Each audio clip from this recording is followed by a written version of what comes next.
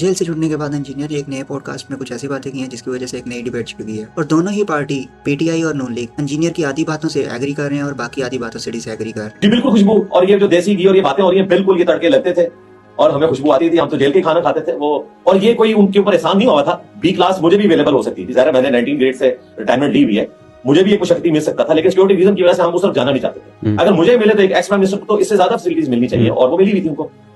उनके पास यानी वो चिकन वगैरह उनको कच्चा दे देते थे, वो उनका शक्ति उनको बना देता था इस तरीके से।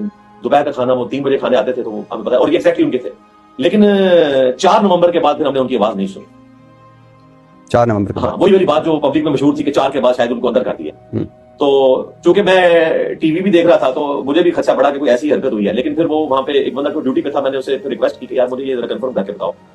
तो उसने कहा नहीं, वो आप दूसरी तरफ बैठते हैं क्योंकि धूप उस तरफ होती है, इसलिए वो उधर जाके बैठते हैं। अच्छा, आप इस तरफ नहीं बैठते। तो वो फिर कंफर्म हो गया, बाद में कंफर्म हो गया। वो ये जो मशहूर किया ना कि उनको जनाब बाहर नहीं निकलने देते। फजर के बाद ये एसओपी है, हर बंदे की चक्की खुलनी ही खुलनी है, इसको कोई बंद कर ही नहीं सकता।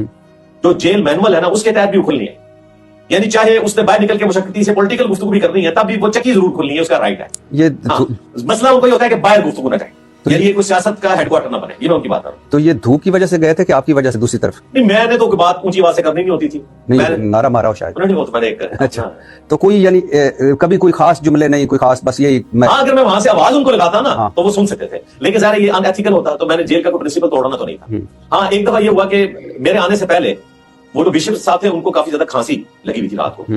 तो वो रात को फिर खान साहब को आवाज आती थी, तो वो उन्होंने बिशप साहब ने खुद बताया कि आपके आने से कुछ अर्सा पहले मेरी चक्की उन्होंने यहाँ से शिफ्ट कर दी थी, खांसी की वजह से खान साहब को रात को नींद नहीं पड़ती थी, तो अब मेरी खांसी बेहतर है, तो आप आए हैं। तो वो चक्की खाली करवा के उनको दोबारा वहां पे शिफ्ट कर दिया। फिर हम 3 लोग थे, बाकी जो हमारे साथ जितनी चक्कियां थी 8-8 9 लोग थे। आप जरा इमेजिन करें कि वो क्या मछली बाजार बना होता है।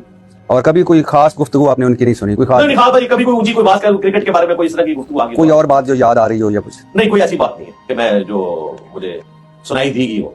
अब मैं खुद से अगर कोई स्टोरी बनाना चाहूं तो वो बना सकता हूं, लेकिन अल्लाह से खौफ आता है, बस मैंने इतनी बात की।